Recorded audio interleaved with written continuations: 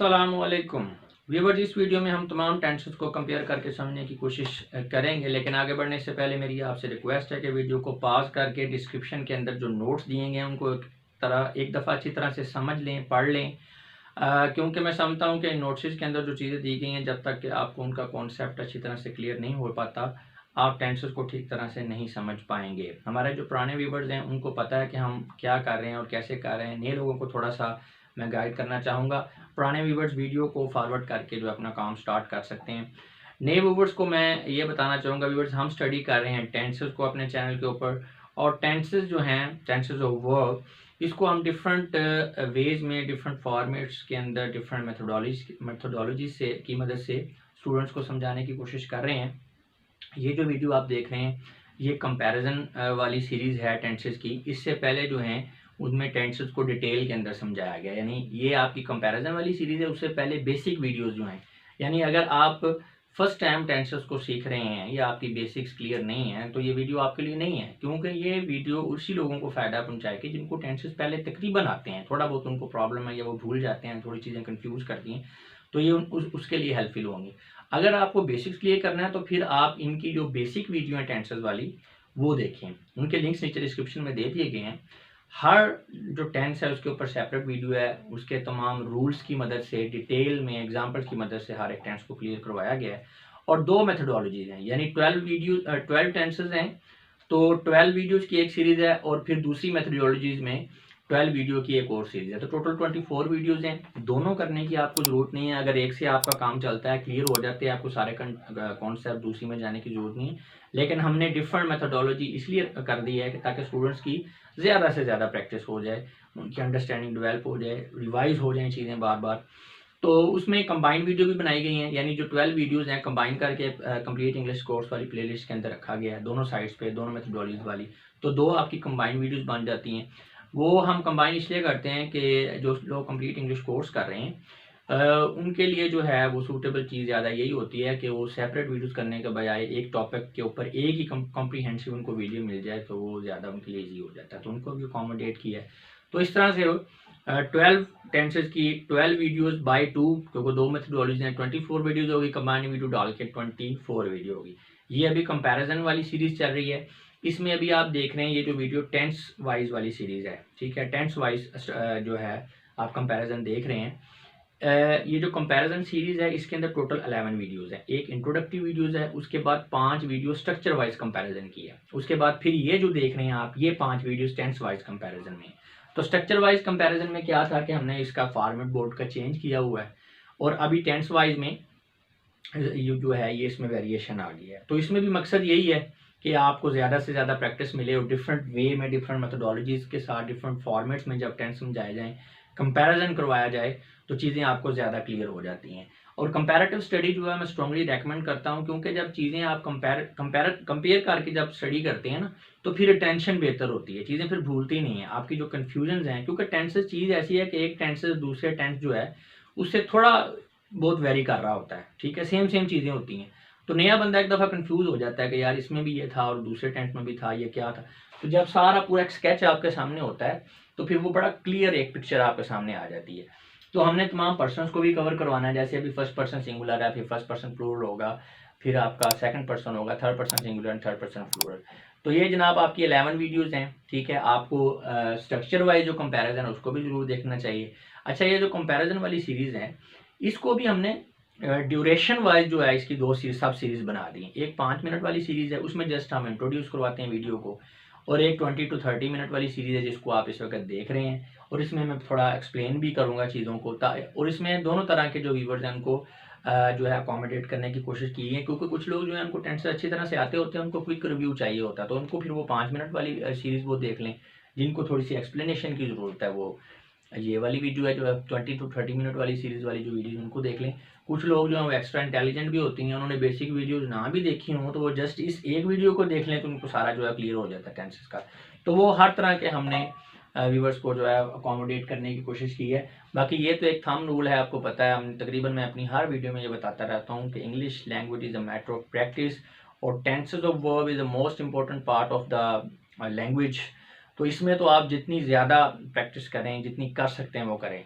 तो अब ये 50 वीडियोस बन गई हैं, तो कुछ लोग परेशान हो जाते हैं कि ये नेब आने वाले कि इतनी वीडियोस और चीज़ें रिपीट हो रही हैं। देखें, सारी वीडियोस करने की आपको ज़रूरत नहीं है, हम आपकी प्रैक्टिस करवा रहे हैं। अगर आपको पहली दफ़ा करने से क्लियर हो जाता है तो इट्स ओके, 2 मेथडोलॉजीज़ हैं, आप एक कर लें अगर क्लियर है, इट्स ओके, दूसरी में ना जाएँ। और वैसे भी कंबाइंड वीडियो तो काउंटिंग में आती नहीं ना, वो तो वही कंबाइंड फॉर्म है। मतलब अगर आप 4 कंबाइंड वीडियोस कर लेते हैं, 2 ये वाली और 2 हमने इनको भी कंबाइन किया हुआ है, तो हर हवाले से आपको टेंसेस क्लियर हो जाएंगे इंशाल्लाह। और अगर मतलब इसमें भी यही है कि अगर आप 20 मिनट वाली सीरीज़ कर रहे हैं, अभी आप जैसे देख रहे हैं, तो आपको 5 मिनट में जाने की ज़रूरत ही नहीं है। तो क्योंकि हमने हर तरह के व्यूवर्स को जो है वो अकोमोडेट करना होता है, इसलिए फिर डिफरेंट फॉर्मेट में हमें वीडियो जो है ऑर्गेनाइज करनी पड़ती है। बेसिकली कोशिश हम ये करते हैं कि लोगों का टाइम सेव हो, ठीक है। यानी जिस बंदे को जस्ट एक रिव्यू चाहिए, क्विक रिव्यू चाहिए, तो उसको सारी वीडियो ना देखनी पड़े, जस्ट उसको मतलब की चीज़ें उसको मिले और वो उसको समझ आ जाए सारी। चलें इसको ज़रा स्टार्ट करते हैं व्यूअर्स। इसमें हमने इस तरह से जो है टेंसेस को करवाया कि ये जो आपके कॉलम्स हैं, 3 कॉलम्स हैं, ये आपके टेंसेस को ज़ाहिर कर रहे हैं, प्रेजेंट, पास्ट एंड फ्यूचर, यानी 3 आपके ज़माने हैं, माजी, मुस्तकबिल, माजी, हाल और मुस्तकबिल। इस साइड के ऊपर हमने जो आपके टेंसेस के जो आप कह लें, सब टेंस कह लें, ठीक है, 4 तरह के आपको पता है। आगे हर ज़माने में 4 उसकी हालतें होती हैं, एक इंडेफिनेट होता है, कॉन्टीन्यूस होता है, परफेक्ट होता है, परफेक्ट कॉन्टीन्यूस होता है। इसके साथ हमने मिक्स किया है सेंटेंसेस की टाइप को, यानी इंडेफिनेट है तो फिर उसके साथ इंडेफिनेट में पॉजिटिव क्या होगा, नेगेटिव क्या होगा, इंट्रोगेटिव, इंट्रोगेटिव नेगेटिव क्या होगा। बिल्कुल इसी तरह कॉन्टीन्यूस में, परफेक्ट में और परफेक्ट कॉन्टीन्यूस में आगे चारों तरह के सेंटेंसेस कैसे होंगे। तो कॉलम्स आपके शो कर रहे हैं प्रेजेंट, पास्ट एंड फ्यूचर को, और जो आपके रोज हैं आप ये कह लें कि ये आपका जो सब टेंस है, ठीक है, इंडेफिनेट, और जो टाइप ऑफ आपका सेंटेंस है उसको एक्सप्रेस कर रहा है। तो इसमें बड़ी ज़बरदस्त एक्सरसाइज हो जाती है, उसमें एक ही तरह के सेंटेंसेस में हम तीनों टेंसेस को कंपेयर करेंगे। तो हमारा अभी चल रहा है फर्स्ट पर्सन सिंगुलर जो कि आई होता है, तो उसमें देखते हैं, हम स्टार्ट करते हैं। सबसे पहले हम बात करेंगे इंडेफिनेट की। तो इंडेफिनेट हमारा टेंस से भी स्टार्ट हो गया, ठीक है। उसमें पॉजिटिव सेंटेंस को देखें तो प्रेजेंट में क्या होगा, आई राइट अ लेटर, मैं खत लिखता हूँ। इसमें स्ट्रक्चर क्या है कि सब्जेक्ट है, first form of the verb है एंड ऑब्जेक्ट है, ठीक है। और पास्ट में क्या होगा, आई रोट अ लेटर। तो आप डिफरेंस क्या आ रहा है यहाँ पे, सिर्फ राइट की जगह रोट, यानी second form of the verb आ गया, बाकी सारे का सारा स्ट्रक्चर सेम है। और फ्यूचर में क्या होगा, I shall or will write a letter. तो ये बिल्कुल प्रेजेंट वाला स्ट्रक्चर है, सिर्फ डिफरेंस क्या है कि आई के बाद शैल या विल आ जाएगा। मॉडर्न इंग्लिश में आजकल शैल यूज़ नहीं होता आई के साथ, मोस्टली विल ही यूज़ होता है। आप शैल यूज़ कर लें तब भी ठीक है, विल यूज़ कर लें तब भी ठीक है। स्ट्रॉन्ग आपकी डिटर्मिनेशन को एक्सप्रेस करने के लिए भी अगर आप एक्सप्रेस कर रहे हैं तो फिर आप शैल नहीं यूज़ करेंगे, यानी फर्स्ट पर्सन सिंगुलर है और वो किसी काम को करने के लिए स्ट्रॉन्ग डिटर्मिनेशन आप एक्सप्रेस कर रहे हैं कि मैं ये काम करूँगा ही करूँगा, हर हाल में करूँगा, तो फिर शैल नहीं यूज़ करेंगे, विल यूज़ करेंगे। बाकी आप शैल और विल दोनों यूज़ कर सकते हैं, मोस्टली अभी विल ही यूज़ होता है। अच्छा जी, ये हमारा हो गया पॉजिटिव। अब आ जाते हैं नेगेटिव। तो नेगेटिव में प्रेजेंट इंडेफिनेट, यानी आप कह लें कि प्रेजेंट इंडेफिनेट का नेगेटिव। तो I do not write a letter, मैं खत नहीं लिखता हूँ। अब क्या हुआ है, राइट से पहले डू और नॉट जो है ये आ गया है। अब ये डू और नॉट क्यों आया है, क्योंकि ये मैंने आपको पहले बताया हुआ है कि जब हमने नेगेटिव बनाना होता है सेंटेंस को, तो जस्ट हमने नॉट ऐड करना होता है। और नॉट को जो है वो मैंने आपको बताया था नेगेटिव सेंटेंस का फार्मूला, पहले भी तमाम सेंटेंस में अभी बता देता हूँ कि जब हमने किसी भी सेंटेंस को पॉजिटिव को नेगेटिव बनाना है तो हमने नॉट ऐड करना है उसमें। अब नॉट की जो पोजीशन है वो बड़ी क्रिटिकल होती है सेंटेंस के अंदर, अगर आपने उसको इधर उधर कर दिया तो सेंटेंस आपका गलत हो जाएगा। उसके लिए आपको एक फार्मूला बता रहा हूँ, वो ये है कि अगर एक सेंटेंस के अंदर हेल्पिंग वर्ब मौजूद नहीं है तो आपका जो नॉट होगा वो सेंटेंस में सब्जेक्ट के फ़ौरन बाद आपने लगा देना है, इमीडिएटली आफ्टर सब्जेक्ट। अगर सेंटेंस के अंदर हेल्पिंग वर्ब मौजूद है तो हेल्पिंग वर्ब के फ़ौरन बाद आप नॉट ऐड करेंगे। अगर आपका जो हेल्पिंग वर्ब है वो एक से ज़्यादा वर्ड्स पर मुश्तमिल है तो नॉट आपने हेल्पिंग वर्ब का जो पहला वर्ड होगा उसी के बाद यूज़ करना है। जैसे कि विल हैव बीन है, शैल हैव बीन है, तो ये 3 वर्ड्स पर मुश्तमिल हेल्पिंग वर्ब है, तो आपने विल और शैल के बाद ही नॉट लगाना है। ये हो गया जी आपका नेगेटिव बनाने का फार्मूला। इंट्रोगेटिव का भी आपको बता देते हैं। इंट्रोगेटिव में क्या करना है कि आपने हेल्पिंग वर्ब को उठा के सब्जेक्ट से पहले ले आना है। अब अगर सब्जेक्ट के अंदर मतलब हेल्पिंग वर्ड जो आपका एक से ज़्यादा वर्ड्स पर मुश्तमिल है, तो जैसे मैंने आपको रूल ऑफ फर्स्ट बताया नेगेटिव में कि आपने हेल्पिंग वर्ब के पहले वर्ड को लेना है, इसी तरह यहाँ पे भी अगर हेल्पिंग वर्ब आपका 2 या 2 से ज़्यादा वर्ड्स पर मुश्तमिल है तो सब्जेक्ट से बाहर लेकर आने के लिए आपने हेल्पिंग वर्ब के पहले ही वर्ड को यूज़ करना है, बाकी उनको नहीं छेड़ना। बाकी सारे का सारा स्ट्रक्चर ऐसे रहेगा, एंड पे साइन ऑफ इंट्रोगेशन तो आना ही है। और अब आपने जो इंट्रोगेटिव नेगेटिव बनाना है तो उसमें भी हमने बिल्कुल उसी तरह के हेल्पिंग वर्ब या हेल्पिंग वर्ब का पहला वर्ड जो है उसको उठा के सब्जेक्ट से पहले ले गए। और अब हमने क्योंकि नेगेटिव भी बनाना है तो नेगेटिव के लिए मैंने आपको रूल बताया था कि फ़िक्रे में अगर सब्जेक्ट आपका हेल्पिंग वर्ब नहीं है तो सब्जेक्ट के फ़ौरन बाद आपने नॉट लगा देना है। अब इस सेंटेंस में नो डाउट हेल्पिंग वर्ब हो सकता है, उसके बाकी इसी हो सकते हैं। फर्ज करें हेल्पिंग वर्ब 3 वर्ड्स पर मुश्तमिल है, पहला उठा के आप सब्जेक्ट से पहले ले गए हैं पहला वर्ड हेल्पिंग वर्ब का, तो बाकी 2 वर्ड्स तो हैं लेकिन आपने उनको कंसीडर नहीं करना। आपने वही यही समझना है कि सेंटेंस के अंदर हेल्पिंग वर्ब नहीं है तो सब्जेक्ट के फ़ौरन बाद आपने नॉट लगाना है। अगर ये चीज़ आपको समझने में थोड़ा प्रॉब्लम हो रहा है तो इसी बात को याद रखें आप कि इंट्रोगेटिव नेगेटिव सेंटेंस बनाते हुए नॉट आपने हमेशा सब्जेक्ट के बाद में लिखना है, चाहे कोई भी टेंस है। नॉट हमेशा सब्जेक्ट के बाद में, और हेल्पिंग वर्ब अगर एक वर्ड पर मुश्तमिल है तो वो वैसे ही आ जाएगा सब्जेक्ट से पहले। एक से ज़्यादा वर्ड्स पर हेल्पिंग वर्ब मुश्तमिल है तो आपने पहले वर्ड को सब्जेक्ट से पहले ले आना है। तो ये रूल्स हैं जी, ये तीनों आपको बता दी हैं। अभी हम देख लेते हैं। अब यहाँ पे क्या है, I do not write a letter, मैं ख़त नहीं लिखता हूँ। अब हेल्पिंग वर्ब यहाँ पे नहीं है तो नॉट हमने सब्जेक्ट के बाद में लगाना है, लेकिन प्रेजेंट इंडेफिनिट के लिए ये एक्सेप्शन है कि यहाँ पे अकेला नॉट आपने ऐड नहीं करना, यहाँ पे साथ में आप डू भी यूज़ करेंगे। डू जो है ये मेन वर्ब के तौर पे भी आता है, डू डिड एंड डन, लेकिन यहाँ पे ये ऑक्सिलरी वर्ब के तौर पे यूज़ हो रहा है। तो I do not write a letter, मैं ख़त नहीं लिखता हूँ। पास्ट इंडेफिनिट में अगर हम जाएं नेगेटिव में, I did not write a letter, मैं ख़त नहीं लिखता हूँ। अब वहाँ पे डू था तो यहाँ पे डिड आ गया। इसमें भी यही हुआ है कि ये एक्सेप्शन है आपका प्रेजेंट इंडेफिनिट और पास्ट इंडेफिनिट के लिए कि आपका हेल्पिंग वर्ब नहीं है तो सब्जेक्ट के बाद आप नॉट लगाएंगे, लेकिन साथ में आपने उसमें डू लगाना है और उसमें डिड लगाना है आपने। और इसमें एक चीज़ और है कि जो आपका नेगेटिव सेंटेंस है उसमें आप देख सकते हैं, फ्यूचर में भी देख लें, I shall not write a letter, उसमें वर्ब की फॉर्म जो है वो पहली है तमाम तरह के सेंटेंसेस में, और नॉट जो है वो हेल्पिंग वर्ब के बाद है, वहाँ पे डू और यहाँ पे डिड के बाद में। तो यहाँ पे ये चीज़ आपने याद रखने वाली है कि पास्ट इंडेफिनिट जो टेंस होगा उसमें जो आपका पॉजिटिव सेंटेंस है second form of the verb सिर्फ उसी में आ रही है, बाकी में first form of the verb है। देखें कंपैरिजन का ये फायदा होता है ना कि नेगेटिव में सब में first form of the verb use हो रही है। आगे आ जाएंगे इंट्रोगेटिव। इंट्रोगेटिव में क्या है, हमने कहा है कि हेल्पिंग वर्ब को हमने सब्जेक्ट से पहले लेकर जाना, तो यहाँ पे हेल्पिंग वर्ब है ही नहीं तो फिर हम क्या करेंगे, डू लगा देंगे। Do I write a letter, क्या मैं खत लिखता हूँ, यहाँ पे हम डिड लगा देंगे और यहाँ पे भी वर्ब की पहली फॉर्म ही होगी। नेगेटिव जो सेकंड फॉर्म है वो सिर्फ पॉजिटिव सेंटेंस में होगी पास्ट में, बाकी सब में फर्स्ट फॉर्म ही होगी। और इसी तरह यहाँ पे shall I write a letter, यानी हम हेल्पिंग वर्ब को सब्जेक्ट से पहले ले गए। अब इंट्रोगेटिव नेगेटिव में भी वैसे ही जैसे मैंने आपको बताया था, डू आ गया पहले और नॉट आपने आई के बाद लगा देना है। Do I not write a letter, क्या मैं खत नहीं लिखता हूँ। Did I not write a letter, क्या मैंने खत नहीं लिखा। Shall I not write a letter, क्या मैं खत नहीं लिखूंगा। तो यहाँ देख सकते हैं इसमें प्रेजेंट इंडेफिनिट और पास्ट इंडेफिनिट में थोड़ा एक्सेप्शन है कि उसमें डू और डिड का थोड़ा चक्कर है, बाकी तो वो जो मैंने रूल आपको बताए थे वैसे ही, जैसे कि आप देख सकते हैं नॉट लगाया हमने हेल्पिंग वर्ब के बाद। जब हमने इंट्रोगेटिव बनाना था हेल्पिंग वर्ब को हमने सब्जेक्ट से पहले ले लिया, आखिर में साइन ऑफ इंट्रोगेशन आ गई। इंट्रोगेटिव नेगेटिव बनाना तो हेल्पिंग वर्ब सब्जेक्ट से पहले और हेल्पिंग वर्ब के फौरन बाद नॉट और एंड पे साइन ऑफ इंट्रोगेशन। नेक्स्ट आ जाएगी continuous tense. I am writing a letter, अब यहाँ पे वर्ब की जो है फोर्थ फॉर्म है या प्रेजेंट पार्टिसिपल है या आईएनजी फॉर्म है। हेल्पिंग वर्ब हमने एम यूज़ किया है, बाकी स्ट्रक्चर वही है, यानी पहले सब्जेक्ट है आखिर में ऑब्जेक्ट है। तो मैं खत लिख रहा हूँ, यानी ये काम आपका जारी जो होता है उसका मतलब ये होता है कंटिन्यूस का कि जारी। तो आई वॉज राइटिंग लेटर, में खत लिख रहा था। अब इन दोनों में डिफरेंस क्या है कि हेल्पिंग वर्ब का डिफरेंस है, वहाँ पे एम है यहाँ पे वाज है, बाकी स्ट्रक्चर सारे का सारा सेम है, वर्ब की फॉर्म भी वही है और फ्यूचर में भी वही है। फ्यूचर इंडेफिनिट में भी दे सकते हैं, I shall or will be writing a letter. तो इनमें जो आपका प्रेजेंट कॉन्टिन्यूस है, पास्ट कॉन्टिन्यूस है या फ्यूचर कॉन्टिन्यूस है, इनमें डिफरेंस सिर्फ हेल्पिंग वर्ब का है, बाकी कोई डिफरेंस नहीं। इसमें हेल्पिंग वर्ब आपका एम है, यहाँ पे हेल्पिंग वर्ब आपका क्या है, यहाँ पे वॉज है और वहाँ पे विल भी है या शैल भी है, बाकी स्ट्रक्चर सेम है।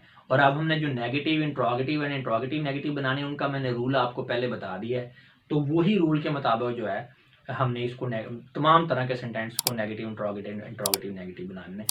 असल चीज़ थी वो बेसिक स्ट्रक्चर को समझने वाली थी कि fourth form of the verb है जो आपका इंडेफिनेट है, प्रेजेंट टेंस है उसमें फर्स्ट पर्सन सिंगुलर में एम होगा, इसमें वॉज होगा और उसमें क्या होगा विल बी या शैल बी, बाकी स्ट्रक्चर आपका सेम है। तो चलें अब हम इसका नेगेटिव देखते हैं। तो हेल्पिंग वर्ब एम के बाद नॉट आ जाएगा, नॉट राइटिंग ए लेटर, यहाँ पे I would not writing letter, I shall or I will not be writing a letter. Interrogative में एम पहले चला गया, हेल्पिंग वर्ब पहले चला गया, I am writing, am I writing a letter, was I writing a letter, will I be writing a letter. इसी तरह am I not writing a letter, was I not writing a letter, will I not be writing a letter। अच्छा जी आगे आ गया जी हमारा perfect. Perfect में क्या है, I have written letter, मैं एक खत लिख चुका हूँ, ये मैंने खत लिख लिया है। अब आई के साथ हेल्पिंग वर्ब हैव होगा, वर्ब की थर्ड फॉर्म होगी और जो एक्शन आपका कंप्लीट हो जाता है प्रेजेंट फॉर्म जो है ज़माने के अंदर, उसके लिए हम जो है वो परफेक्ट टेंस यूज़ करते हैं। तो जो परफेक्ट पॉजिटिव जो होगा आपका सेंटेंस पास्ट में वो होगा I had written a letter at 4 PM। अब जो बेसिक स्ट्रक्चर है, अब जो पॉजिटिव सेंटेंस का प्रेजेंट और पास्ट का सेम है, वहां पे हेल्पिंग वर्ब है, यहाँ पे हैड है। और टाइम का रेफरेंस आपने इसमें थोड़ा सा देना है, क्योंकि यहाँ जब हम पास्ट की बात करते हैं तो हमें वो पॉइंट ऑफ टाइम भी मेंशन करना पड़ेगा जिसके बारे में हम बता रहे होते हैं कि जनाब उस टाइम पे हम जो है फलां काम कंप्लीट कर चुके थे। ठीक है, तो एट 4 PM यानी 4 बजे हम खत लिख चुके थे, 4 बजे हमने खत लिख लिया था। स्ट्रक्चर जो है I had written a letter, I have written a letter, I had written a letter, तो हैव है यहाँ पे हैड है। अच्छा, और फ्यूचर में क्या है, I will have written a letter at 4 PM। इसमें भी आपको टाइम रेफरेंस देना पड़ेगा फ्यूचर में कि आप प्रिडिक्ट कर रहे हैं, अंदाज़ा लगा रहे हैं, गेस कर रहे हैं चीज़ों को, कि आपको एक पॉइंट ऑफ टाइम बताना पड़ेगा और उस पर आप बताएंगे कि जनाब उतने बजे इंशाल्लाह मैं पहुंच जाऊंगा, फलां काम कर लूँगा। तो ये वही है कि 4 बजे के बारे में फ़र्ज़ करें फर्स्ट टाइम को बंदा बात बता रहा है, ठीक है, मॉर्निंग में, तो बता रहा है 4 बजे जो है वो खत लिख लिया होगा मैंने। तो I will have written a letter at 4 PM। अब इसमें डिफरेंस क्या है, तीनों सेंटेंसेस में आप फिर देख सकते हैं कि हेल्पिंग वर्ब का ही है। वहाँ पे हैव था, यहाँ पे हैड है और यहाँ पे क्या है विल हैव है। और आप देख सकते हैं वर्ब की थर्ड फॉर्म या पास्ट पार्टिसिपल जो है वही यूज हुआ है। आगे आ जाता है नेगेटिव। अब नेगेटिव इंट्रोगेटिव नेगेटिव में तो मेरा ख्याल है मुझे रिपीट करने की जरूरत नहीं है, उसके लिए मैंने आपको बेसिक रूल बता दिया स्टार्ट में, तो आप उसको अप्लाई करके आप इसको देख सकते हैं कि हेल्पिंग वर्ब के बाद नॉट ऐड करना है, तो देख लें नॉट है। उसके बाद आपने हेल्पिंग वर्ब को पहले ले गए सब्जेक्ट से, तो आपका इंट्रोगेटिव सेंटेंस बन गया। तमाम में सेम ऐसे ही होगा। और आपने इंट्रोगेटिव नेगेटिव में हेल्पिंग वर्ब बाहर चला गया और सब्जेक्ट के बाद नॉट है, तो आप देख सकते हैं तीनों तरह के सेंटेंसेस में वो सेम ही आपका स्ट्रक्चर आ रहा है। अब हम आ जाते हैं फ्यूचर में। तो फ्यूचर का जो आपका है फ्यूचर, सॉरी मैं कह रहा हूँ नेक्स्ट अपना परफेक्ट कॉन्टिन्यूस में। परफेक्ट कॉन्टिन्यूस में आते हैं तो उसमें हमारा जो पॉजिटिव सेंटेंस है प्रेजेंट के अंदर, उसकी देखें, I have been writing a letter since morning, मैं सुबह से खत लिख रहा हूँ। अब ये प्रेजेंट में किसी काम को जारी होने का बताया जा रहा है और साथ में टाइम का रेफरेंस आपने देना है कि कब से आप खत लिख रहे हैं। तो अब टाइम रेफरेंस देने के लिए यानी जब से काम स्टार्ट हुआ, तो उसके लिए फिर आप रिफ़र करने के लिए सिंस और फार को यूज़ करेंगे। अगर आपको एग्जैक्ट टाइम का पता है तो फिर आप यूज़ करेंगे सिंस को, और अगर आपको टाइम एग्जैक्ट नहीं पता, ड्यूरेशन का कॉन्सेप्ट है, तो फिर फार यूज़ करेंगे। यानी पॉइंट ऑफ टाइम के लिए सिंस और पीरियड ऑफ टाइम के लिए फॉर। इसके अलावा मॉर्निंग वगैरह जो जब हम कहते हैं मॉर्निंग इवनिंग, तो ये भी हमें पता होता है कि परफेक्ट टाइम है, यानी हमें पता है एग्जैक्ट पता है, तो इसके लिए भी सिंस यूज़ होगा, फॉर यूज़ नहीं होगा। तो वो जो स्पीकर है वो कह रहा है I have been writing a letter since morning, मैं सुबह से खत लिख रहा हूँ।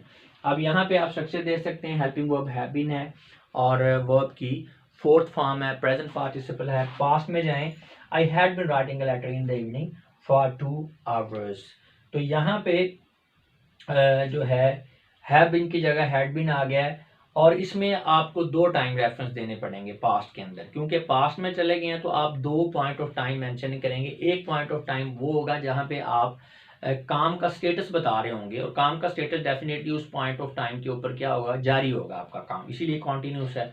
और एक पॉइंट आप पास्ट का वो बताएंगे जहां से काम शुरू हुआ था। तो 2 पॉइंट ऑफ टाइम आपने बताने हैं जहां से काम शुरू हुआ और एक पॉइंट ऑफ टाइम वो जिसको आप मेंशन कर रहे हैं कि उसके ऊपर टाइम का स्टेटस ये था कि वो जारी था।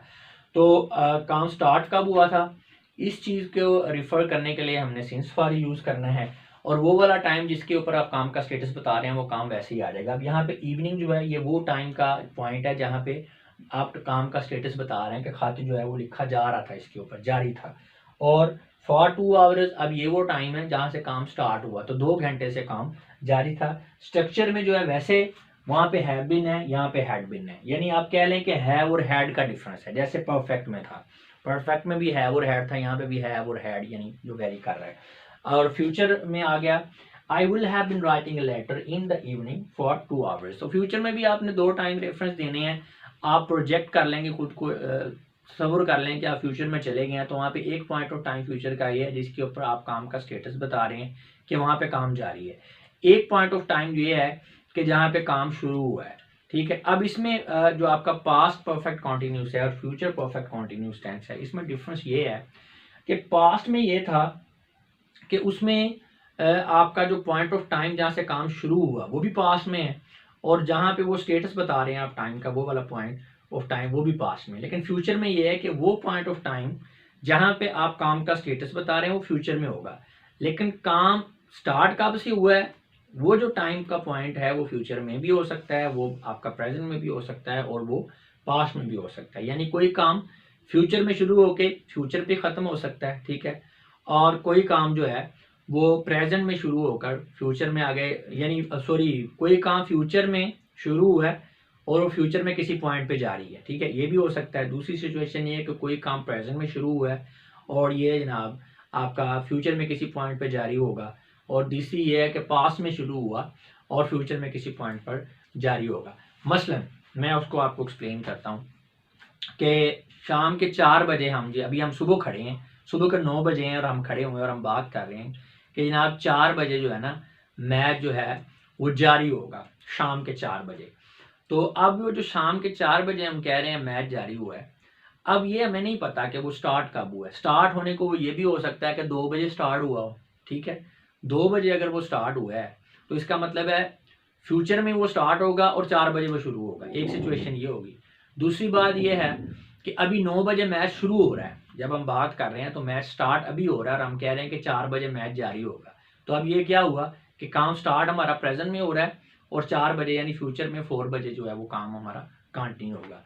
तीसरी कंडीशन ये है कि हमारा फ़र्ज़ करें 5 डे का मैच है, यानी पिछले 2-4 दिनों से मैच चल रहा है हमारा, तो इसका मतलब है स्टार्ट जो है वो 2 दिन पहले हुआ था, या अगर आज आखिरी दिन है तो 4 दिन पहले मैच हमारा शुरू हुआ था, और यानी पास में वो शुरू हुआ और शाम के 4 बजे हमारा मैच जो है वो जारी होगा। तो ये 3 तरह की सिचुएशन होती हैं।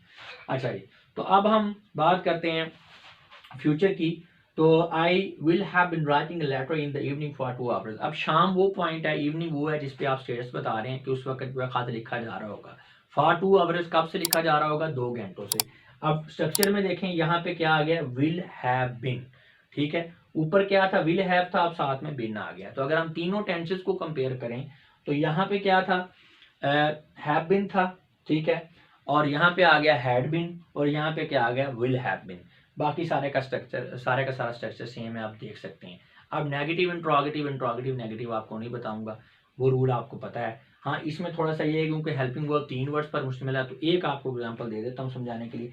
देखें, I have been writing a letter since morning. अब इसको इंट्रोगेटिव नेगेटिव बनाना है तो आप देख सकते हैं हैव बिन राइटिंग, तो हैव बिन जो है अब यहाँ पे 2 वर्ड्स पर हेल्पिंग वर्ब पर मुश्तमिल है। तो आप देख सकते हैं कि हमने हैव को लेकर गए हैं सब्जेक्ट से पहले, हमने बिन को नहीं छेड़ा, वो वहीं पे। नेगेटिव में भी आप देख सकते हैं कि हमने यहाँ पे नॉट जो है वो सब्जेक्ट के बाद हमने नॉट लगाया है, हमने बिन के बाद जो है वो नॉट नहीं लगाया है। इसी तरह हमारा पास में है कि हैड जो है वो सब्जेक्ट से पहले चला गया और नॉट जो है वो आई के फौरन बाद है। और अगर हम बात करें फ्यूचर परफेक्ट कॉन्टिन्यूस टेंस की, तो उसमें देख सकते हैं आप विल हैव बीन, तो 3 वर्ड्स पर हमारा हेल्पिंग वर्ब यहाँ पे आ रहा है। तो इसमें जब हमने इसको इंट्रोगेटिव नेगेटिव बनाना है तो हमने विल को लिया। देखें ना, यहाँ पे जब हमने इसको इंट्रोगेटिव नेगेटिव देखते हैं, चलें, तो सब्जेक्ट से पहले हमने विल को लिया है, ना हमने हैव को छेड़ा ना हमने बीन को छेड़ा है। और जब हमने इसको चूंकि नेगेटिव भी बनाना है तो नॉट हमने फौरन सब्जेक्ट के बाद में लिया हुआ है, ऐसा नहीं है कि हम हैव के बाद या बीन के बाद नॉट ले गए हैं।